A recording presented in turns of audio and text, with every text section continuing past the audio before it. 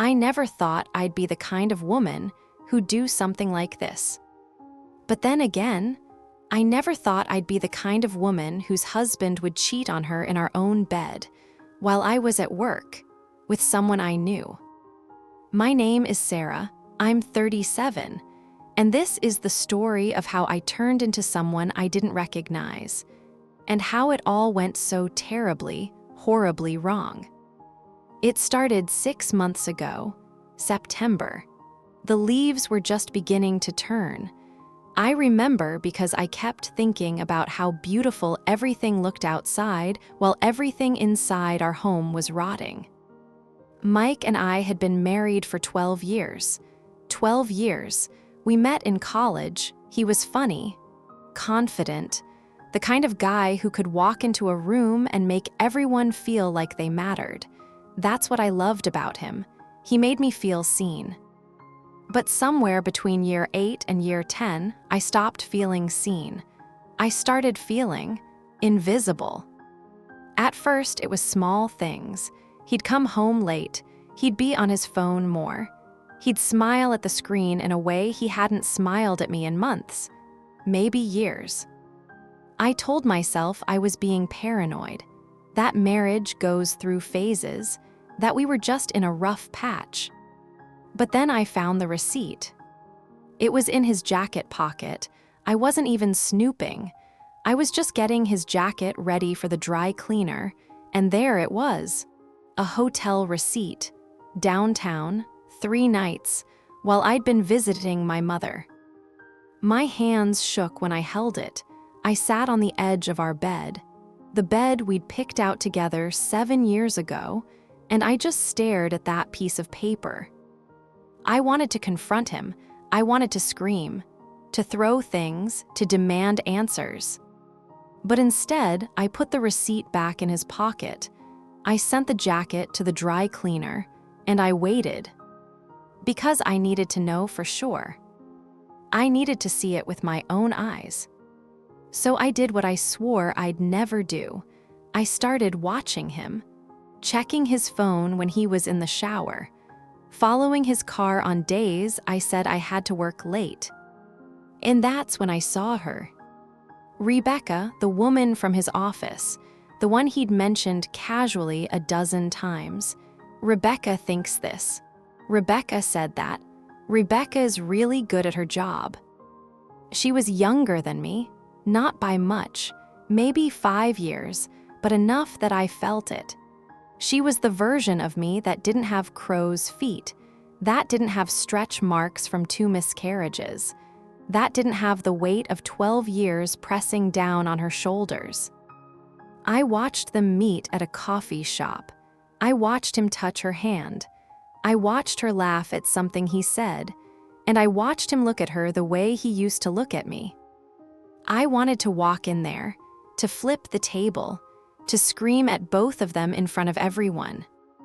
But I didn't. I got back in my car, I drove home, and I cried so hard I had to pull over twice. That night, Mike came home like nothing had happened. He kissed me on the forehead.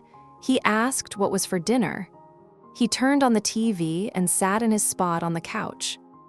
And I realized he wasn't even trying to hide it anymore. He just didn't care. If you've ever felt that kind of betrayal, that kind of heartbreak that sits in your chest like a stone, then you know what I'm about to say next. I didn't want to leave him. I wanted him to hurt the way I was hurting. And that's when the idea came to me. It was stupid, it was reckless, it was something I'd never, ever done before. But I was so angry, so hurt, so desperate to feel like I had any control over what was happening to my life. So I made a plan. The plan started small, almost innocent, really. I just wanted to embarrass him, to make him feel exposed the way I felt exposed every time I thought about him with her. I knew his routine. Friday nights, he'd tell me he was going to the gym. He'd pack his gym bag, kiss me on the cheek, and leave. But he wasn't going to the gym. He was going to her apartment. I knew because I'd followed him, twice. The first time, I told myself I was wrong, that maybe he really was working late, that maybe Rebecca lived in the same building as his gym. But the second time, I sat in my car across the street and watched him walk inside. I watched the lights turn on in her window, and I watched him not come out for 3 hours. When he came home that night, he smelled like her perfume. So when the next Friday rolled around, I was ready. I went to the hardware store. I bought a small tube of super glue, industrial strength, the kind that says bonds in seconds on the label, the kind they warn you not to get on your skin. I felt sick buying it. The cashier smiled at me and asked if I was working on a project. I said yes, a little craft thing. She told me to have a nice day. I sat in my car in the parking lot for 20 minutes, just staring at that tube, asking myself what the hell I was doing, asking myself if I really wanted to be this person. But then I thought about Rebecca, about his hands on her, about the way he lied to my face every single day. And I drove home. Mike was in the shower when I got there. I could hear the water running, hear him humming some song I didn't recognize. I went to our bedroom, to the nightstand on his side of the bed, and I opened the drawer. There it was, the bottle of lube, half empty, which meant he'd been using it with her. My stomach turned. I thought I might throw up right there. But I didn't. I unscrewed the cap. I emptied the bottle into the trash, and I filled it with the glue. It looked exactly the same. Clear, thick. You couldn't tell the difference unless you really looked. I screwed the cap back on. I put it back in the drawer, and I left the room before he got out of the shower. That night, I couldn't sleep. I lay next to him in bed, staring at the ceiling, my heart pounding so loud I was sure he could hear it. What had I done? What was going to happen? Part of me wanted to take it back, to go into the drawer and switch it out before Friday came, but another part of me, a darker, angrier part, wanted to see him suffer. Just once. Just enough to make him feel a fraction of what I felt. The week dragged on. Monday, Tuesday, Wednesday, Thursday. Every day, I looked at him, really looked at him, trying to see the man I married, trying to find even a trace of the person who used to hold me when I cried, who used to make me coffee in the morning, who used to tell me I was beautiful even when I didn't feel like I was. But I couldn't find him. That man was gone, or maybe he was never really there. Maybe I just wanted him to be. By Friday, I was a mess. I couldn't eat. I couldn't focus at work. My coworker asked if I was okay, and I lied and said I was fine. When I got home that evening, Mike was already getting ready. Gym shorts, t-shirt, that stupid gym bag he never actually took to the gym. He kissed me on the forehead, told me he'd be back in a couple hours, told me not to wait up. And then he left. I sat on the couch, alone in the dark, waiting. An hour passed, then another. My phone was in my hand the whole time. I kept checking it, kept waiting for something, anything. And then it rang. Unknown number. I answered. It was a woman's voice, panicked, frantic. Is this Sarah, Mike's wife? My throat closed up. I managed to say yes. This is Rebecca. You need to get to my apartment. Right now, there's been an accident. I don't remember the drive. I don't remember getting in the car. I don't remember the streets I took or the lights I ran. All I remember is pulling up outside her building and seeing the fire truck. The fire truck. My legs felt like jelly as I got out of the car. There were neighbors standing outside, whispering, pointing. Some of them had their phones out, recording. I pushed through the small crowd. A firefighter tried to stop me, but I told him I was Mike's wife. He looked at me with this expression, pity mixed with disbelief, and he let me through. The apartment door was open. I walked in, and I saw them. Mike and Rebecca, on the floor, wrapped in a blanket, but even through the blanket, I could see it. They were stuck together. Actually stuck, connected, like some kind of horrible, humiliating sculpture. 2 paramedics were crouched beside them.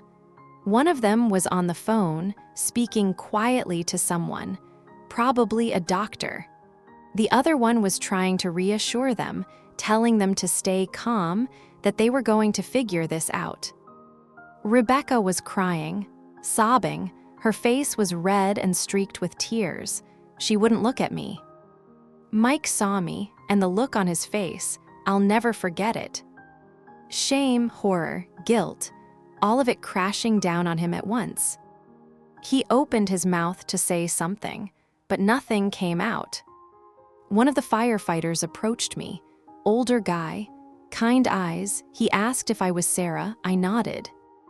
"Ma'am," he said gently, "we need to ask you something. Do you know if your husband used any kind of adhesive substance tonight?" I felt the blood drain from my face. The tube of glue, the bottle in the nightstand, the thing I did in a moment of blind rage and heartbreak. I wanted to lie. I wanted to say I had no idea, but I couldn't. The words wouldn't come. Instead, I just stood there, frozen, staring at the man I'd spent 12 years of my life with, the man I'd trusted, the man I'd loved, and the woman he'd chosen over me. "Ma'am," the firefighter prompted again. I swallowed hard. "Yes," I whispered. I swapped it. I swapped the lube with super glue." The room went silent. Even Rebecca stopped crying for a moment. Mike's eyes went wide. "You did what?" "I knew," I said, my voice shaking. "I knew you were cheating on me. I knew you were coming here. I knew everything." Rebecca finally looked at me, her face crumpled. "Oh my God," she breathed. The firefighter exhaled slowly. He didn't look angry, just tired, like he'd seen too much in his career to be surprised by anything anymore. "Okay," he said. "Okay, we're going to need to get them separated. This is going to require a medical professional. We're going to transport them to the hospital." Mike tried to sit up, but he couldn't. Neither of them could move without causing more pain. Rebecca let out a small whimper. "I didn't mean for this," I said, my voice breaking. I didn't think. I didn't think it would actually." "Ma'am," the firefighter said, not unkindly, "you're going to need to come with us. The police are going to want to talk to you." "The police?" The word hit me like a slap. I hadn't thought about the police. I hadn't thought about any of this. I just wanted him to feel something, anything. But now I was watching 2 paramedics and 3 firefighters trying to figure out how to get my husband and his mistress unstuck from each other. Now I was watching my entire life fall apart in the most absurd, humiliating way possible. One of the paramedics brought over a stretcher. They carefully, slowly transferred Mike and Rebecca onto it, still connected, still wrapped in that blanket. Rebecca was crying again. Mike was pale. He looked like he might pass out.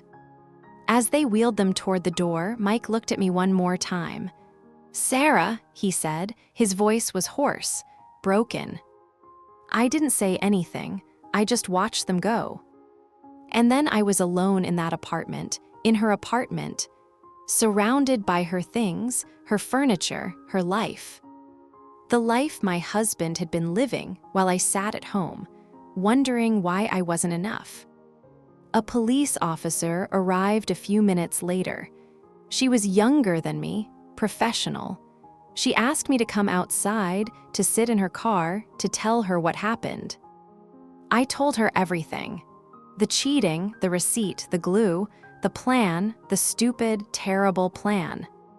She wrote it all down. She didn't judge me. She didn't yell, she just listened. When I was done, she closed her notebook and looked at me. "Ma'am," she said quietly, "I can't tell you what to do, but I need you to understand that what you did could be considered assault. Depending on how serious the injuries are, charges could be filed." Assault, charges, injuries. Words I never thought would apply to me, to my life. "What happens now?" I asked. "Now," she said, "you go home, you wait, and you figure out what you're going to do next." I didn't go home. I couldn't. The idea of walking back into that house, into that bed, into the life I'd built with someone who didn't love me anymore, it felt impossible. Instead, I drove to a hotel, a cheap one off the highway, the kind of place that doesn't ask questions. I checked in, walked into the room, and sat on the edge of the bed. And I cried, not the angry, vengeful tears I'd cried before, but the deep, soul-crushing kind of crying that comes when you realize you've lost yourself, that you've become someone you don't recognize. I kept thinking about his face, the look in his eyes when he realized what I'd done, the shame, the betrayal, the hurt. And I realized I'd wanted that. I'd wanted him to feel exactly what I felt. But now that it had happened, I didn't feel better. I felt worse, so much worse. I thought about calling my sister, my best friend, someone who could tell me it was going to be okay. But I couldn't bring myself to pick up the phone. How do you explain this? How do you tell someone you love that you glued your husband to his mistress? I spent the night staring at the ceiling, replaying everything, every choice, every moment that led me here. The next morning, my phone rang. It was Mike's number. I stared at it for a long time before I answered. "Sarah," his voice was rough, exhausted. "We need to talk." "Are you okay?" I asked. I don't know why that was the first thing I said. Maybe because despite everything, despite all of it, part of me still cared. "They got us separated," he said. "It took 2 hours. They had to use a solvent. It was hell, Sarah, for both of us." I didn't say anything. "Rebecca's pressing charges," he continued. "Assault, emotional distress. She's talking to a lawyer." My stomach dropped. "And you?" There was a long pause. "I don't know," he said finally. "I don't know what I'm going to do." "You're the one who cheated," I said, my voice harder than I intended. "You're the one who lied to me, for months. You're the one who brought her into our life." "I know," he said quietly. "I know, Sarah, and I'm sorry, I'm so sorry, but what you did, it was dangerous, it was." "I know what it was," I interrupted. "You don't need to tell me, I know." Another pause, longer this time. "Where are you?" he asked. "Does it matter?" "Yes, it matters. I need to talk to you. We need to figure this out." "There's nothing to figure out, Mike. You cheated, I found out. I did something terrible. And now it's over. That's it. That's the whole story." "Sarah." As I hung up, I sat there for a long time, staring at my phone, waiting for him. To call back, he didn't. Instead, I got a text from my sister. "Mom told me something's going on. Call me."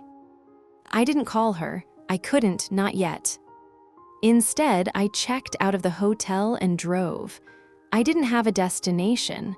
I just drove, past the exit for our house, past the coffee shop where I'd seen them together, past the hardware store where I'd bought the glue. I ended up at a park, one we used to go to when we first got married. There was a bench overlooking a pond. We'd sit there sometimes, just talking, just being together.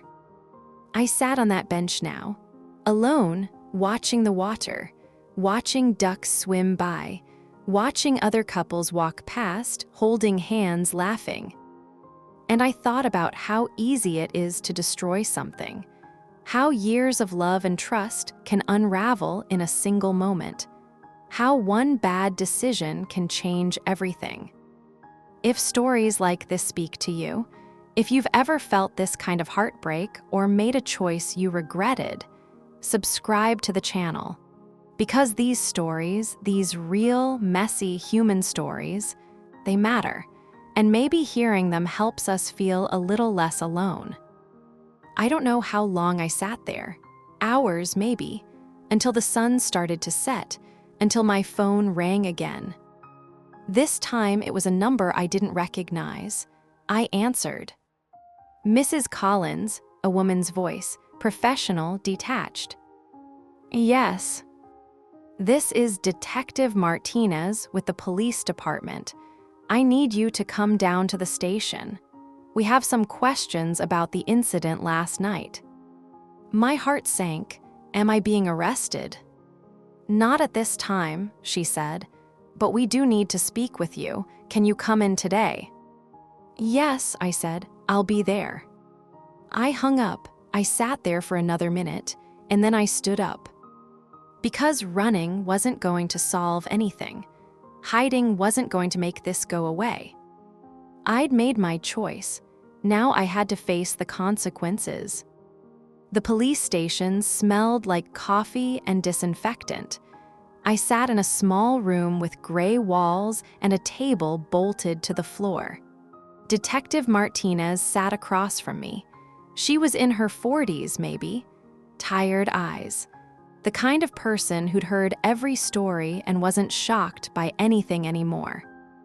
She asked me to tell her what happened. I told her all of it. She took notes, asked clarifying questions, didn't interrupt. When I was done, she leaned back in her chair and looked at me.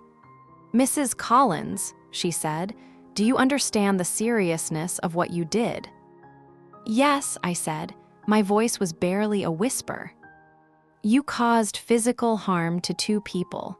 Regardless of the circumstances, regardless of what your husband did, that's assault. Do you understand that? Yes. She sighed. Rebecca Miller has filed a formal complaint. She wants to press charges. She's also pursuing a civil suit. Your husband hasn't decided yet what he wants to do. I nodded. I couldn't speak. There was a lump in my throat the size of a fist. However, she continued, given the circumstances, given that this was a crime of passion with no intent to cause serious injury, the DA might be willing to work with you.